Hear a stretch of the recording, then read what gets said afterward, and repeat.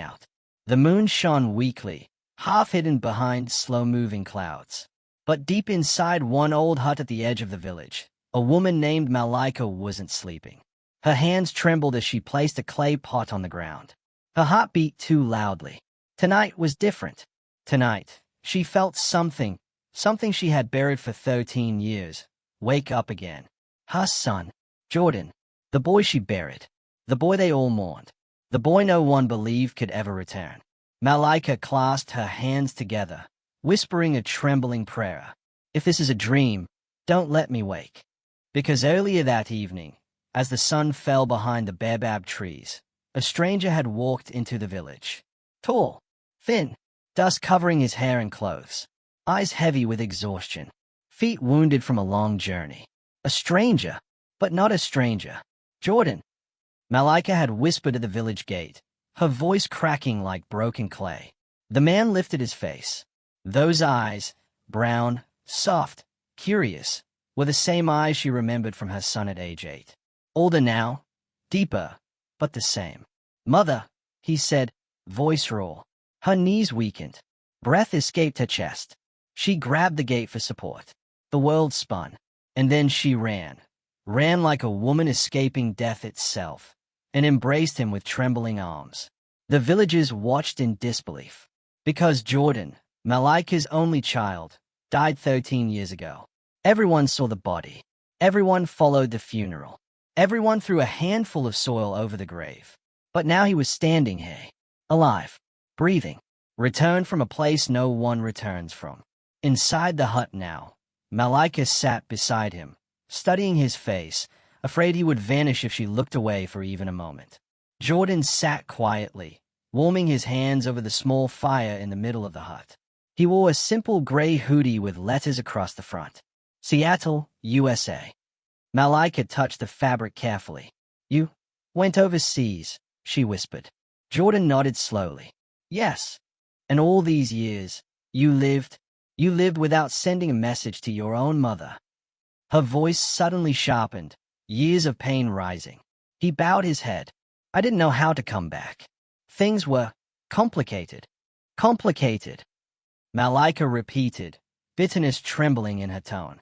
I buried you with my own hands. I cried until the soil turned to mud.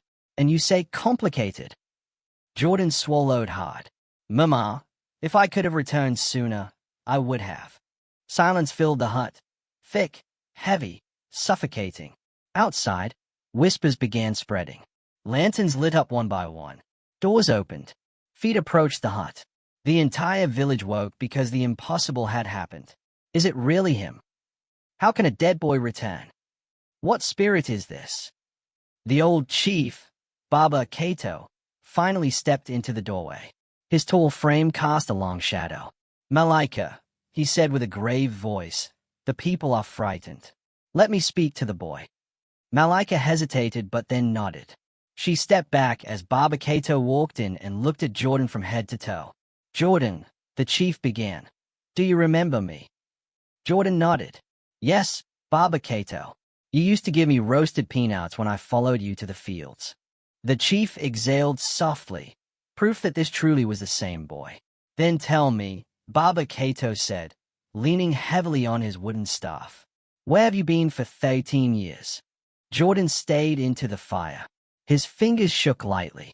I was taken, he said quietly. Taken far away. To America. Gasps came from outside the doorway. By who? The chief asked. A man named Samuel Reeves, Jordan said. He brought me to the USA. Said he was saving me. Said he would give me education, food, a better life. Did he? Baba Kato asked. Jordan's jaw tightened. Emotion darkened his eyes. No, he whispered. He lied. He hid me. Changed my name. Forced me to work. And for years, I was trapped. Malika covered her mouth, tears spilling down her cheeks. Jordan continued, voice trembling with old wounds. I escaped 6 months ago. I worked odd jobs in Seattle. Saved money. Walked miles. Slept in parks. Took ships through ports. I followed every rumor that pointed back home. And now, I'm here. The chief nodded slowly, but concern lingered in his eyes. You speak truth, he said. But the question remains, how did you survive when we saw your body with our own eyes? A ripple of murmurs echoed outside. Jordan closed his eyes. This is the part you may not believe, he whispered. Because even I don't fully understand. He looked up. Firelight reflected in his eyes like tiny suns. I was buried. I remember the darkness, the cold, and then a voice. He shivered. A voice that pulled me back, like hands digging me out from inside. When I woke, I wasn't in a grave. I was on a boat, in the hands of Samuel Reeves. Malika felt her blood turn cold. A voice, she whispered. Whose voice? Jordan shook his head. I don't know. It felt ancient, powerful, not human. The fire crackled. Wind pressed softly against the walls of the hut. Baba Cato leaned forward. Jordan, are you saying something resurrected you? Jordan didn't answer, but tears welled in his eyes. I shouldn't be alive, he said quietly. But something, or someone, wanted me to live. A long silence followed, broken only by the distant cry of a hyena. The chief finally stood. We must speak to the elders. This return is not normal. It is not natural, and whatever brought you back may still be watching. Jordan lowered his head. I understand. Baba Cato exited the hut, and the villagers crowded around him, asking questions in frantic whispers. Inside, Malika wrapped her arms around her son. You are home now, she whispered fiercely. Whatever darkness follows you, it will not take you again. But Jordan's eyes stared past her, toward the small window, toward the deep forest outside. Because in the silence, he heard something. A whisper. The same whisper that woke him in the grave. The whisper that followed him across oceans.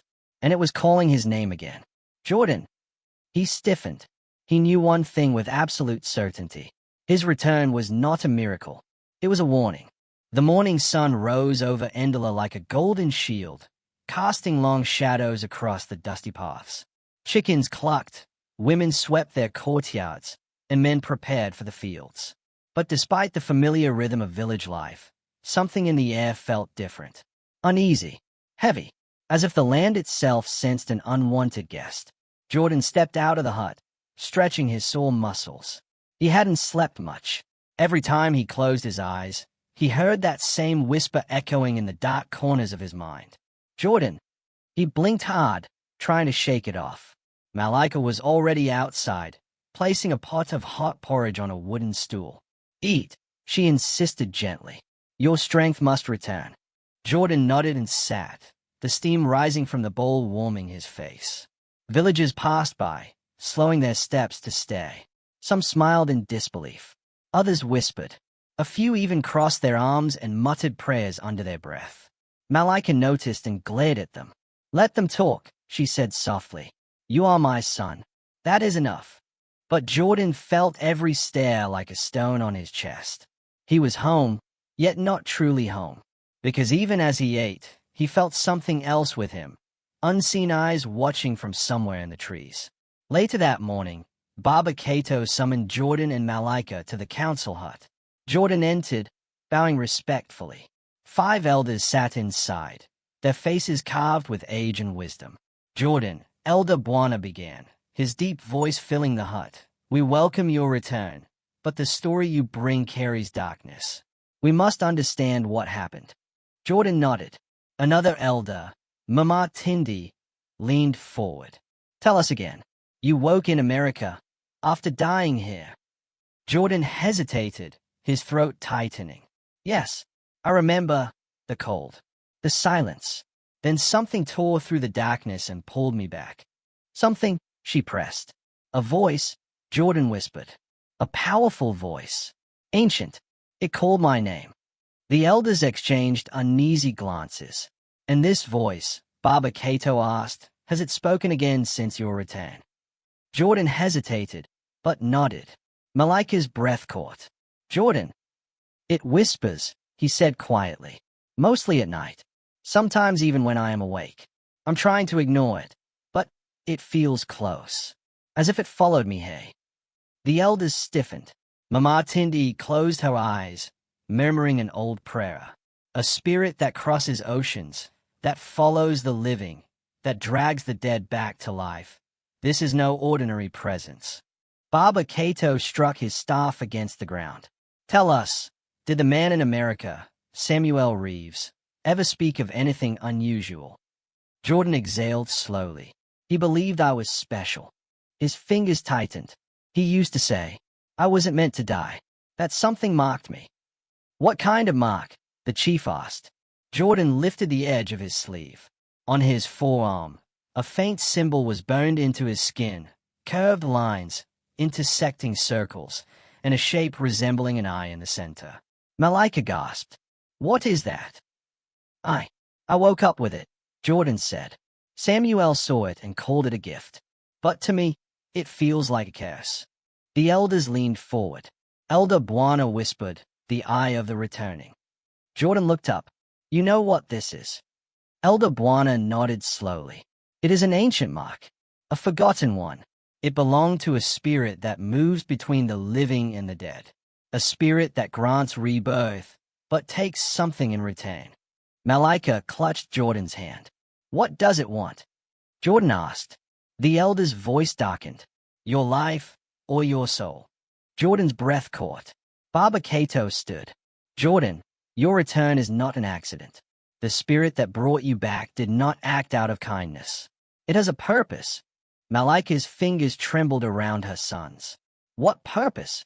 We cannot say yet, he replied. But we must perform a cleansing ritual before the spirit grows stronger. Otherwise, he looked at Jordan with deep concern.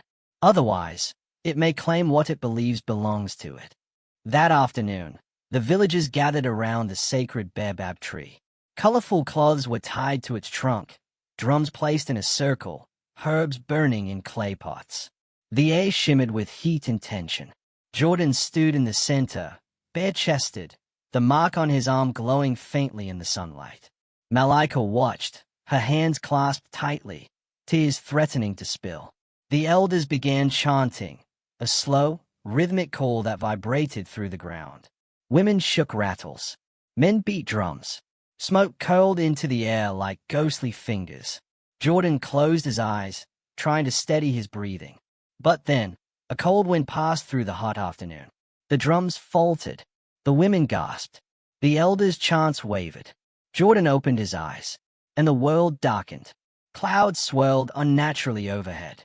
Shadows stretched across the ground like living creatures. The mark on Jordan's arm burned as if pressed with hot iron. Jordan, a voice whispered from behind him. Then from the left. Then the right. Everywhere at once. Malika screamed. Stop the ritual. He is in pain. Baba Cato shouted. Do not stop. The spirit is fighting back. Jordan's knees buckled. He clutched his arm, teeth clenched as the mark glowed brighter and brighter until it pulsed like a heartbeat. Boom! A powerful shockwave blasted outward, sending villagers stumbling back. The smoke spiraled upward, twisting into a dark shape. Long, towering, almost human. But not human.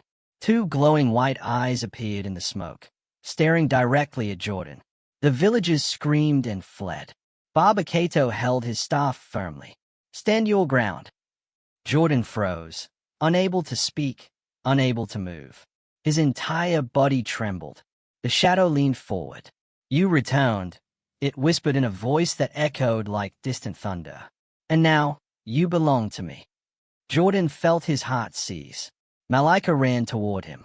Leave my son. The shadow's head turned. He is mine. No, she screamed, throwing herself in front of Jordan.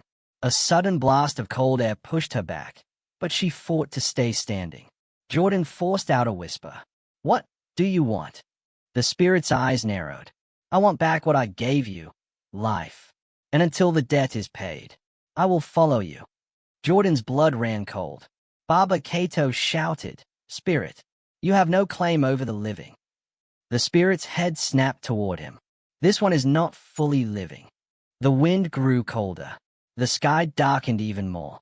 Jordan felt something inside him, something vast and ancient, pulling at his soul. He stumbled, gasping, Mama, help! Malika grabbed him, her tears falling onto his burning skin. You will not take him. You will not. The spirit paused. Then slowly, its form began to fade. Not retreating, but waiting, lingering. Before it vanished completely, it whispered one last sentence into Jordan's ear. The debt follows you until the final breath. And just like that, the wind died. The clouds thinned. The darkness lifted. But the danger remained. Jordan collapsed into his mother's arms, shaking violently. He didn't need the elders to explain what it meant.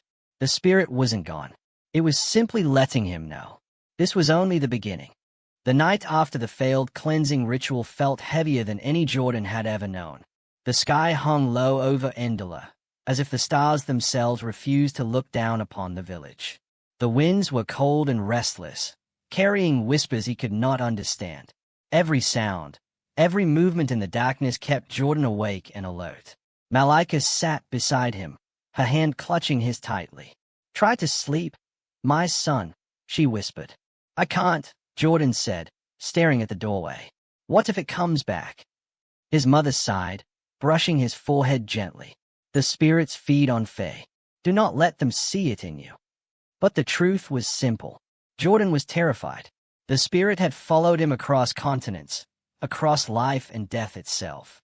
And the name it spoke, the person it wanted, was not from Endor. It was from America. Samuel Reeves. The man who saved him. The man who took him in when he had nothing. The man who believed Jordan's life had meaning, long before the spirit crawled out of the darkness. Jordan sat up suddenly, a cold realization stabbing through him. "Mama," he whispered, "what if Samuel isn't just part of my memories?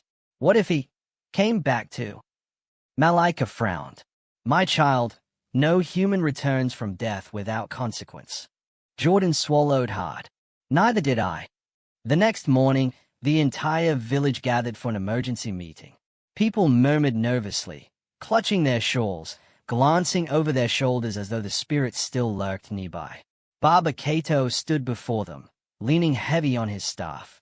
"Last night, we witnessed the presence of a spirit that should not walk among the living," he began.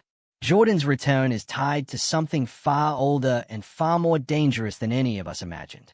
Eyes turned to Jordan, fearful, suspicious, curious. Mama Tindy spoke next. "We must look deeper into the foreign man, the American, who found Jordan after his burial. This Samuel, he may hold the key." Jordan shifted uneasily. "Samuel was a good man. He helped me, protected me. He said he believed my life had a purpose." Baba Cato's gaze sharpened. "And yet, your life was claimed by a spirit that marks those who are chosen. Why would Samuel know you were special?" "I don't know," Jordan said, rubbing his burning arm where the mark pulsed faintly. "He never explained." Elder Buana stepped forward. "Jordan, you said Samuel died months before you returned here, correct?" Jordan nodded slowly. "Then how?" the elder asked. "Has Samuel's name been heard near the northern forest?" The room fell silent. Jordan's heart nearly stopped. "What?" Baba Cato continued. "Two hunters returned yesterday at dawn. They swear they saw a man, tall, pale-skinned, foreign-looking, walking near the river. When they called out, he disappeared into the mist." That can't be Samuel," Jordan whispered, shaking his head. "He died in a hospital. I buried him myself." "Are you sure?" Mama Tindy asked sharply. "Did you see his body after death?" Jordan hesitated. Images swirled in his mind. Samuel coughing violently, collapsing, doctors rushing, then the sealed coffin, the funeral, and Jordan standing over the grave whispering, "Thank you for giving me a life again." He swallowed. "I didn't see his body," Jordan admitted quietly. The coffin was closed. The elders exchanged troubled glances. Malika felt her throat tighten. "Are you saying the man who helped my son might still be walking somewhere, just like Jordan?" "No," Baba Cato said gravely. "We are saying that whatever spirit touched your son may have touched the American as well." Jordan felt cold to the bone. The council sent scouts to the northern forest, but Jordan couldn't sit still. His mind thundered with questions. If Samuel somehow returned, why he? Why Africa? Why now? He approached Baba Kato privately. Let me go with them. I must see for myself. No, the chief said firmly. You carry the spirit's mark.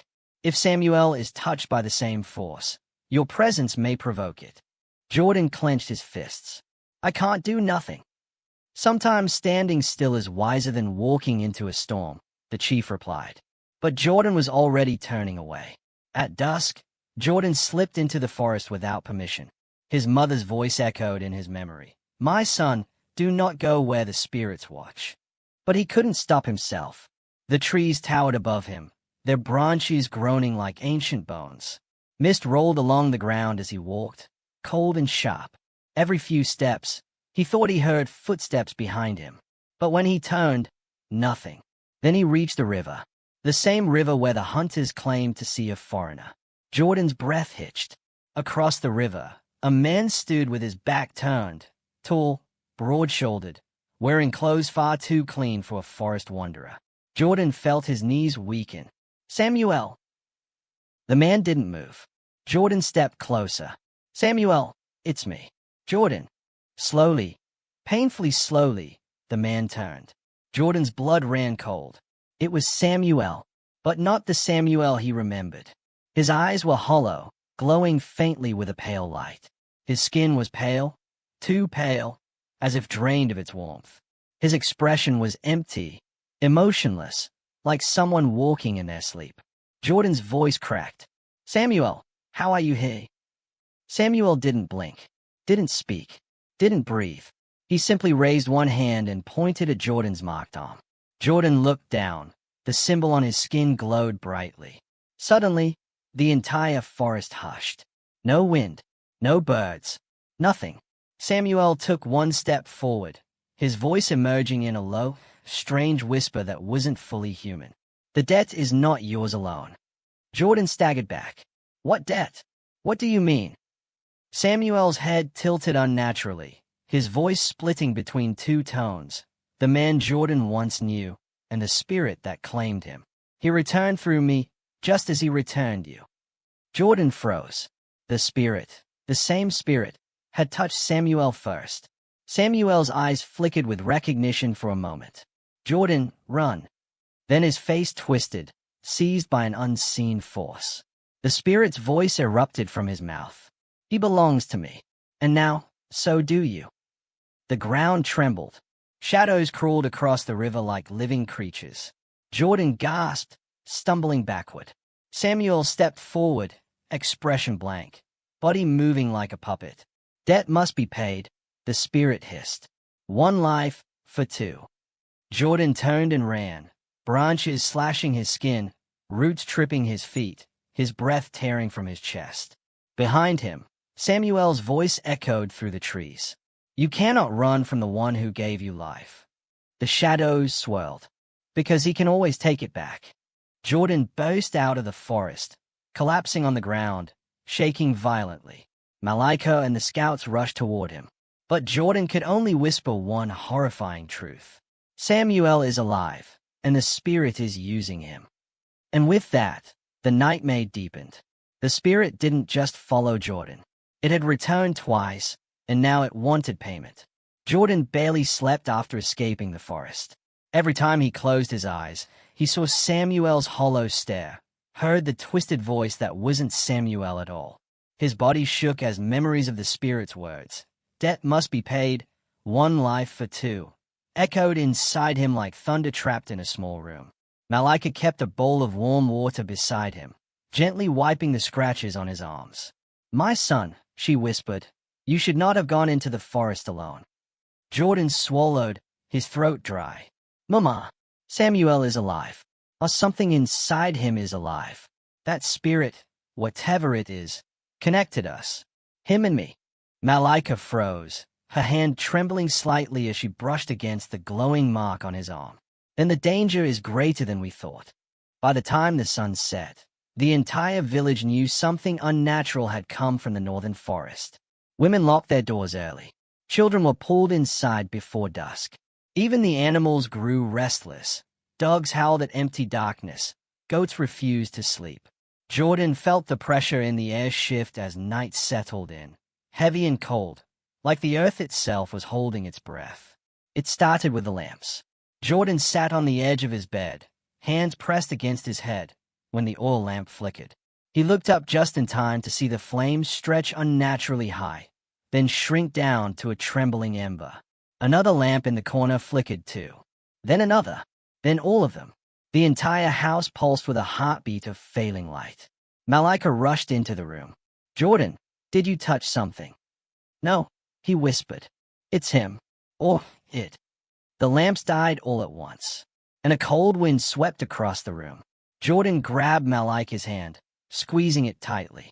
He could feel her shaking. A whisper drifted through the darkness. Soft. Hollow. Familiar. "Jordan." Jordan's chest tightened.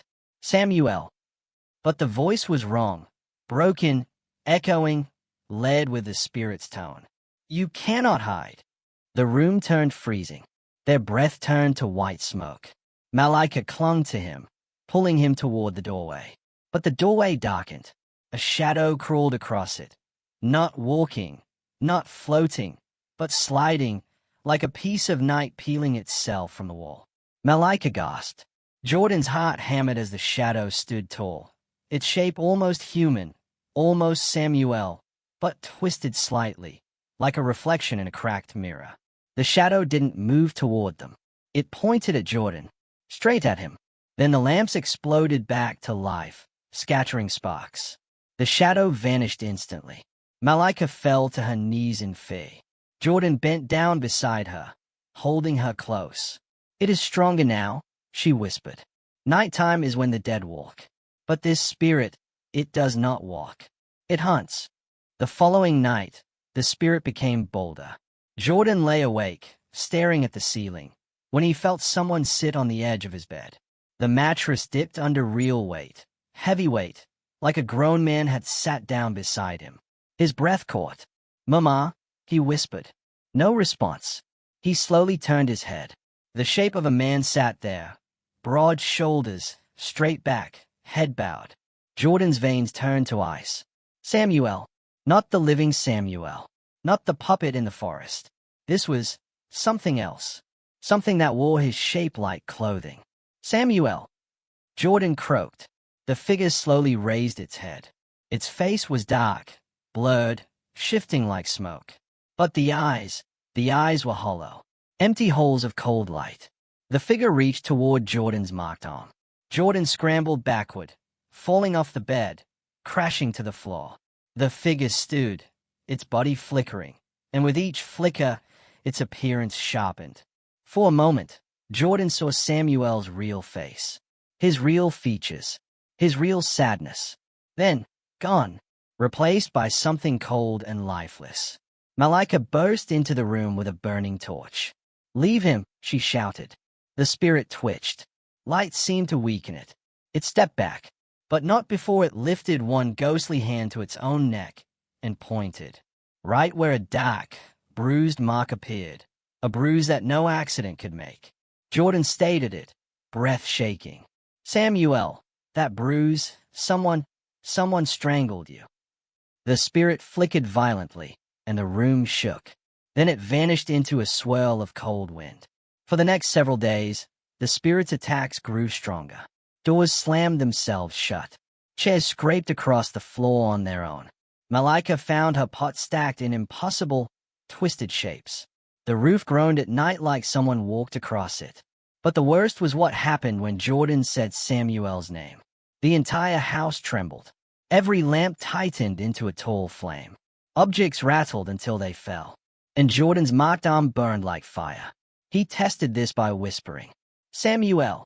The house shook so violently that a jar shattered on the shelf. Malika ran to him. "Stop.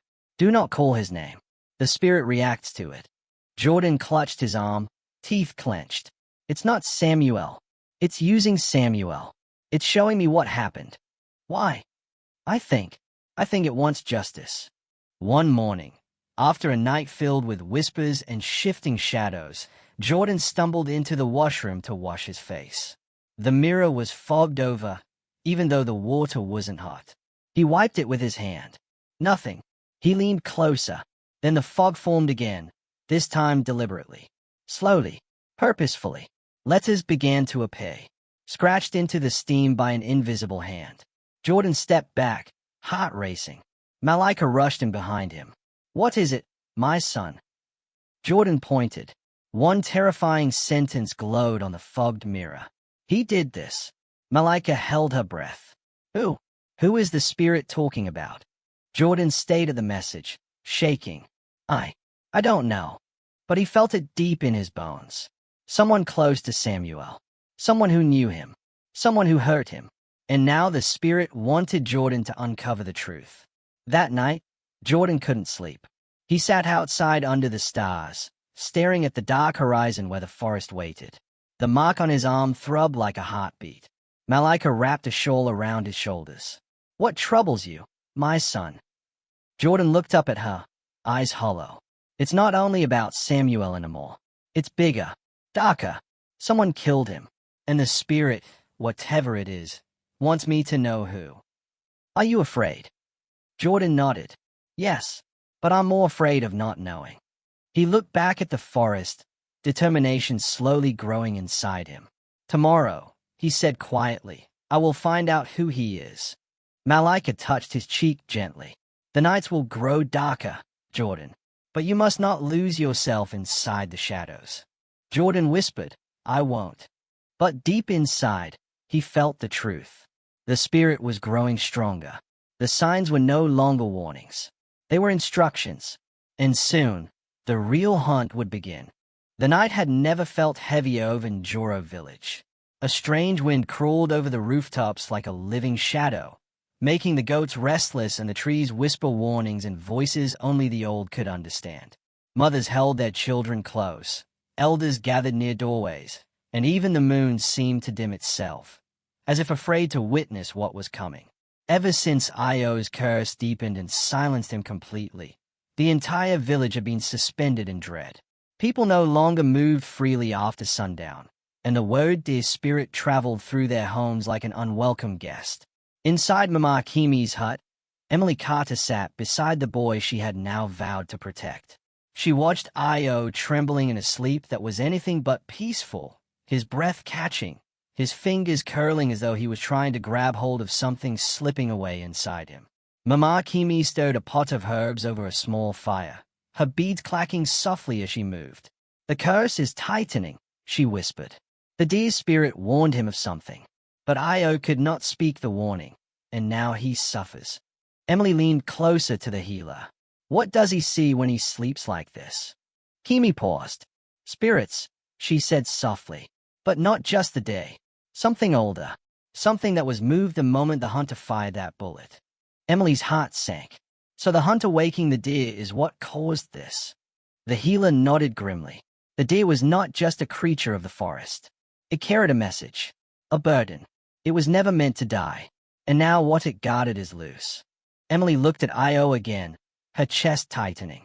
His eyelids fluttered rapidly as if he were trapped between worlds. She gently brushed her hand over his forehead, whispering, "You're okay. I'm here. Stay with me." For the first time, Io's fingers weakly moved. He pointed to the door. Emily blinked. "You want to go outside?" Io nodded, slow, frightened, but certain. Mama Kimi immediately shook her head. "No, the night is dangerous for him now." But Io persisted, lifting his hand again, pointing insistently. Emily glanced between them. "He's trying to warn us, the same way he tried before his voice vanished." Kimi hesitated, then relented. "Fine, but we move together, and we do not go far." As they stepped into the night, the air thickened. Torches flickered without wind, as if something invisible was passing through. A group of villagers gathered near the center square, whispering anxiously. Emily could hear pieces of their fearful murmurs. "The birds didn't sing today. The river is turning dark." The drums stopped on their own. Mama Kimi moved closer to them. "What has happened now?" An elder woman pointed toward the forest edge. The watchman saw eyes in the trees. Eyes that were not animal. Eyes that glowed like fire. Emily felt Io's grip tighten around her arm. His chest rose and fell rapidly as he stared toward the tree line. Then it happened. A sound rolled across the land, low, deep, and trembling. Not the sound of an animal, not even the wind. It was something ancient, something that carried the weight of warning and sorrow. The villagers froze. Emily's heart pounded. Mama Kimi whispered, "The deer's spirit, it is restless." Io suddenly lurched forward, pulling Emily with surprising strength. "Io, slow down," she whispered, but the boy was determined. He dragged them toward the village's stone shrine, a shrine dedicated to forest spirits long forgotten by most, except the elders. When they reached it, Io collapsed onto his knees and placed his hand over the cracked stone tablet. The ground trembled. A jolt of cold air shot upward, bursting into a swirl of dust and faint glowing shapes. Emily staggered back, shielding her face, while Mama Kimi shouted an incantation under her breath. Then everything stilled. The dust settled, and the stone tablet had changed. New symbols glowed across its surface, symbols Emily had never seen before. Mama Kimi's eyes widened in horror. "No, these markings, they are from the time of the silent forest." Emily turned to her. "What does that mean?" Kimi swallowed hard. "It means the deer was not alone. It was one of many guardians. And now that one guardian is dead," she pointed to the glowing symbols, "the others will awaken." Emily's stomach dropped. "And that's bad." Kimi nodded slowly. "Very, because guardians only awaken when the balance of nature is broken." Before Emily could ask further, a loud shout tore through the night. Look! Look at the sky." Everyone turned. A strange red shimmer spread across the clouds like spilled paint. People screamed, mothers grabbed their children, and warriors rushed out with spears. "What is happening?" Emily whispered. Mama Kimi answered without looking away from the sky. "The forest is calling its debt. The hunter killed a messenger, and now the forest asks for what is lost." Emily felt every muscle in her body tense. "What does the forest want?" Kimi slowly turned to her. The voice of a child.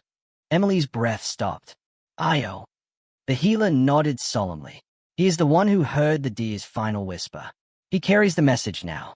The forest believes he must finish what the deer began, or pay the price."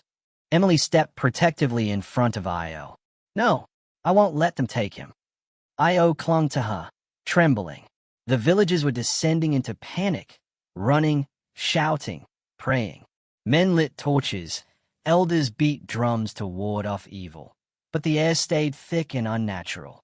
Then, suddenly, every drum fell silent. Every torch dimmed. Every voice halted. A single whisper moved through the village, though no mouth spoke it. "Return what was taken, or lose more." Emily felt the hair on her neck rise. That voice! "Kimi, what was that?" Kimi's lips tightened. The forest is speaking now. Suddenly, Io stepped forward again, moving out of Emily's arms. He placed both hands over his heart, and his chest began to glow. Emily gasped. Mama Kimi fell to her knees. Io's glow brightened into a warm yellow light, soft yet powerful. The glow moved up to his eyes, which filled with a shimmering golden hue. Then, for the first time since the chaos, Io's voice broke free. But it was no normal voice. It echoed with layers, as if the deer spirit and the forest itself spoke through him. "The forest does not seek your death. It seeks its truth. Only the hunter can restore what he broke. Only he can face the path beyond the roots. Only he can save the child." The light faded. Io collapsed into Emily's arms, unconscious, but alive. The villagers dropped to their knees, terrified and awestruck. Mama Kimi whispered the words. "The hunter must return to the forest." Emily looked at Io's pale face, then toward the dark forest waiting at the edge of the village. Her voice trembled. "Then we find him, and we bring him back." The storm did not come quietly. Lightning split the sky above Njuro village, tearing shadows from the trees. Wind roared through the forest, bending even the oldest trunks to its will. The villagers huddled in their homes, clutching one another, eyes wide with fear. Emily Carter ran through the mud-soaked path, carrying Io, who slept heavily in her arms. Mama Kimi and Jabari followed close behind, their faces etched with tension. Every footstep was swallowed by the furious howl of the storm, yet the forest itself seemed to part for them, guiding their path toward the heart of the trees. The guardian stag awaited them, luminous eyes piercing the darkness, antlers glowing like lightning branches. Its presence commanded awe, fear, and reverence all at once. Alojo, the hunter, stood at the edge of the clearing, soaked to the bone. His chest heaved. Mud clung to his torn clothes. He stared at the forest spirit, knowing that the moment of reckoning had arrived. "This is the place," Mama Kimi whispered. "The path ends here. The sacrifice must be made for the child to live." Emily's hand shook as she clutched Io closer. "Alojo, there has to be another way. Don't do this." Alojo lowered his head. "There is no other way. The deer warned me. The forest demanded balance. I killed it. I destroyed what was sacred. If the child is to survive, I must bear the cost." Thunder cracked overhead. Rain pelted the clearing like a barrage of tiny stones. The forest seemed alive, shaking, twisting, and watching them. The sacrifice. Alojo stepped forward into the center of the clearing. The guardian lowered its massive head, antlers brushing the storm-tossed leaves. Its eyes, molten and fiery, locked with his. Emily's heart pounded in her chest. "Alojo, please, the boy, he doesn't understand." Alojo turned to her for a fleeting moment, his eyes softening. "I created this nightmare. My guilt is the key. He deserves a life. He deserves his voice back." He knelt before the guardian. The stag's voice, deep and resonant, filled the clearing. "Offer yourself freely, and the child may be freed. Offer unwillingly, and the storm will claim all." Alojo drew a deep breath, his hands shaking. The rain plastered his hair to his forehead. "I am ready," he said, his voice steady despite the quiver beneath it. Emily sobbed.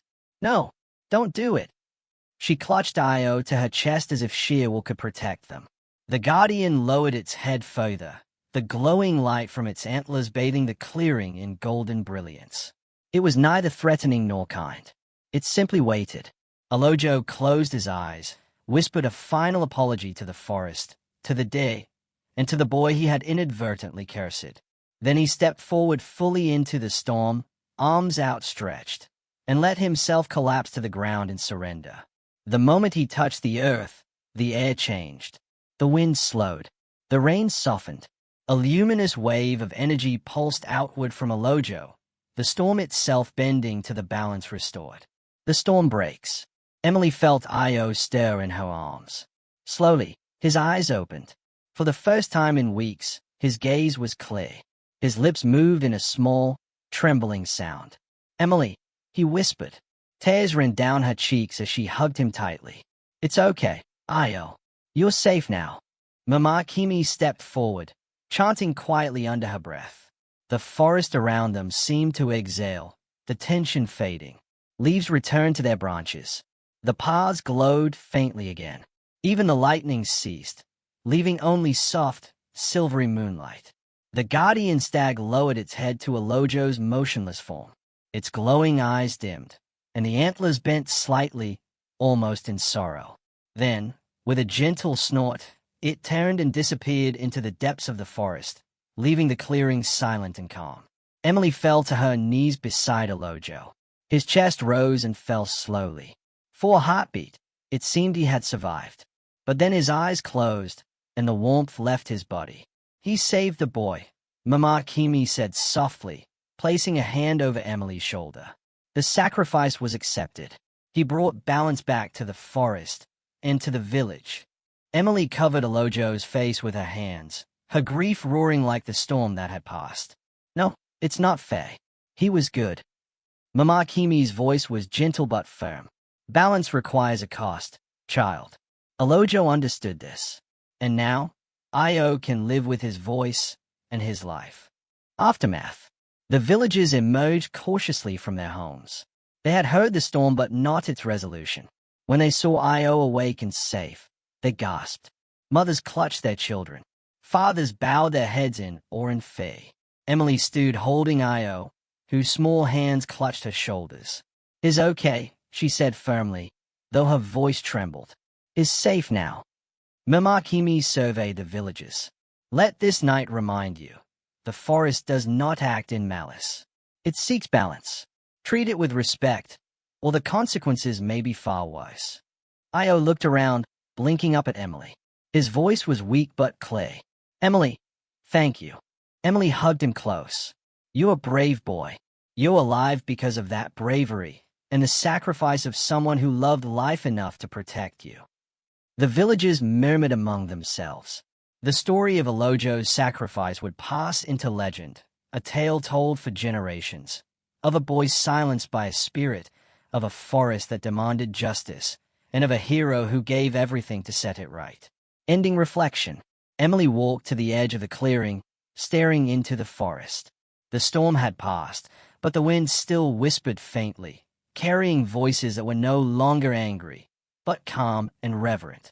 She thought of Alojo, lying still in the center of the clearing. His sacrifice had restored life, voice, and hope.